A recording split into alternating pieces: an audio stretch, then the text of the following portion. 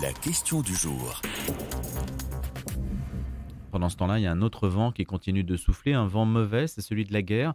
Très peu de gens parlent de la paix en ce moment entre les Ukrainiens et la Russie, la paix qu'il faudrait construire. Pourtant, le fait de sortir de la guerre, il y a sans doute un discours à avoir, mais en tout cas, on va s'interroger dans la question du jour, poser cette question simple.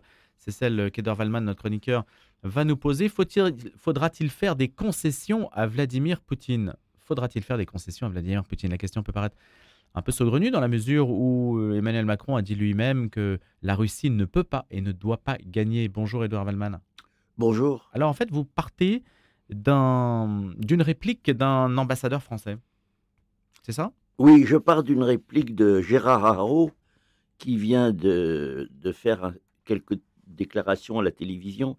Il dit que nous allons être contraints de faire des concessions à Vladimir Poutine. Bon. Ça a retenu mon attention parce que je connais d'abord Gérard Haro et il a l'habitude effectivement de se produire sur les ondes, contrairement à beaucoup de diplomates qui respectent très étroitement, très précisément la notion de réserve. Je ne dis pas que Gérard Haro n'a pas le droit mais je note en passant que c'est quelqu'un qui intervient beaucoup sur les ondes, et surtout à l'occasion de cette guerre d'Ukraine. Moi, je voudrais que, pour qu'on essayer de comprendre ce qui se passe, qui est extrêmement complexe. Et je crois, c'est peut-être la première fois que de tous les côtés, à quelques personnes à qui l'on s'adresse, ils sont perplexes devant cette réalité immense. C'est vraiment immense. Il y a se mêlent des considérations politiques, psychologiques, civilisationnelles, extrêmement complexes. C'est pour ça que je pense qu'il faudrait peut-être doucement et très humblement repartir à zéro dans cette histoire.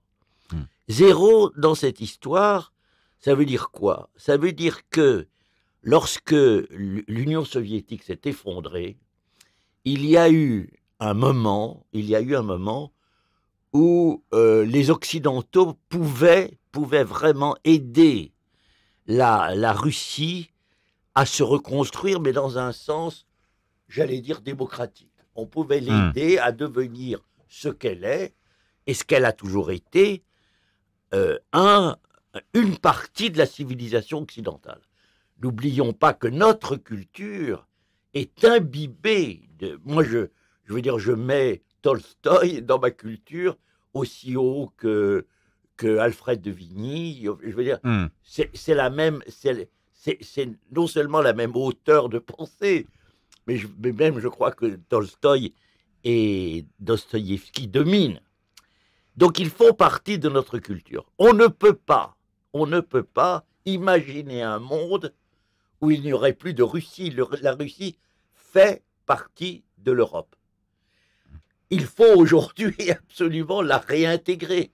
J'ai un exemple concret, ma compagne est danseuse. Je vis, grâce à elle, dans un monde russe. Les danseurs, il y a une quantité, Nureyev et russe. Je veux dire, Petit Pas, qui était français, mais qui a inventé le ballet en Russie. Voilà.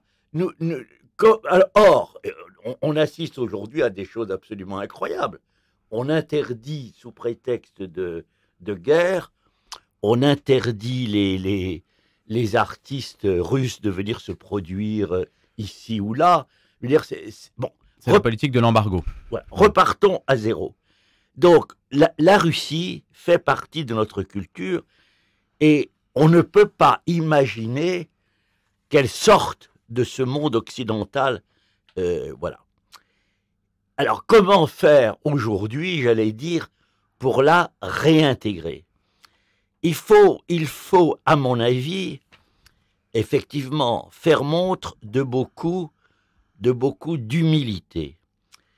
Mais il ne faut pas oublier que les États-Unis et l'Europe se meuvent dans une civilisation judéo-chrétienne. Nous sommes des judéo-chrétiens.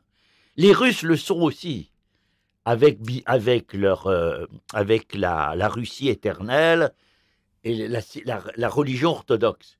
Là aussi, c'est un lien très fort avec nous. Ça devrait être un pont, mais pour l'instant, Ça devrait être un pont. ça n'est pas le cas. Non, mais ça devrait être un pont. Il y a beaucoup, beaucoup de ponts. C'est pour ça que j'hésite j'hésite à penser les choses de manière séparée, parce qu'il y a tellement de liens profonds qu'on ne peut pas imaginer que nous soyons séparés les uns des autres. Mais Par Édouard, exemple, la Russie a toujours été notre protection vis-à-vis de la Chine, vis-à-vis du monde asiatique.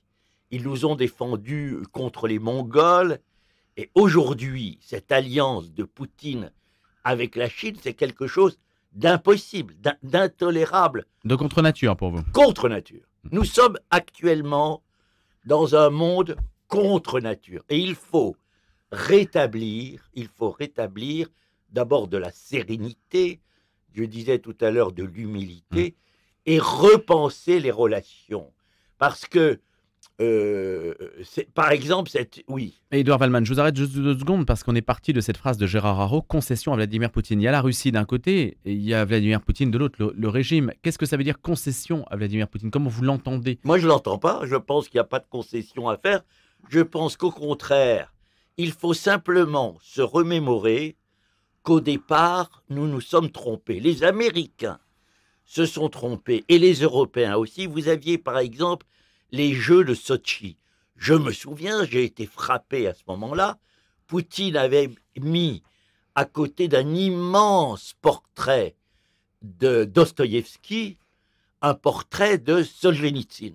C'est immense. Ça voulait dire qu'il intégrait la Russie moderne, et Solzhenitsyn en tant que héros, en tant que héros russe contre la dictature. C'était un homme de la liberté.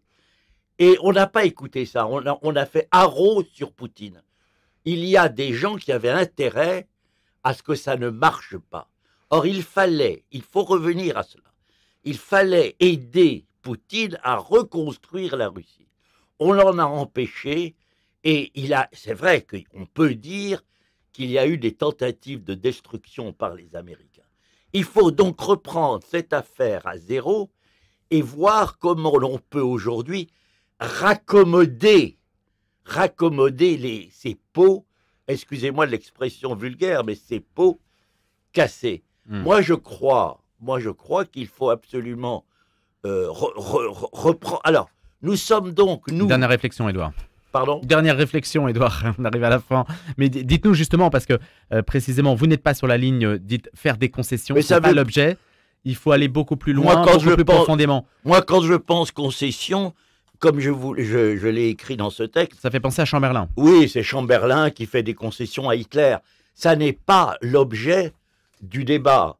Ce qu'il faut, c'est, je ne suis pas diplomate, mais si j'étais diplomate, c'est reprendre les choses à zéro et reconstruire et offrir à Poutine, discuter avec Poutine, comment on peut à nouveau repenser ces affaires qui ont quand même un passé, une tradition. C'est à l'Amérique de prendre l'initiative? C'est à l'Amérique, à l'Europe de prendre l'initiative? Moi, je pense que ça doit être l'Europe. Mais apparemment, l'Europe, à part fournir des armes, elle ne fournit pas grand-chose sur le plan de la pensée. L'Europe pourrait avoir une position intermédiaire entre la Russie et l'Amérique. C'est sa fonction. C'est sa fonction à laquelle, à mon avis, elle fait défaut. Elle est plutôt... elle fournit des armes. Moi, je pense qu'il faudrait que l'Europe pense le problème et qu'elle soit justement ce pont qu'elle n'aurait jamais dû cesser d'être entre les États-Unis et la Russie. Eh bien justement, c'est une réflexion, peut-être la ferons-nous advenir. En tout cas, merci Édouard Wallmann de nous l'avoir proposé ce matin. Dans la question du jour, je rappelle que vous êtes avocat, essayiste, écrivain. Merci Édouard et à bientôt pour une prochaine question du jour.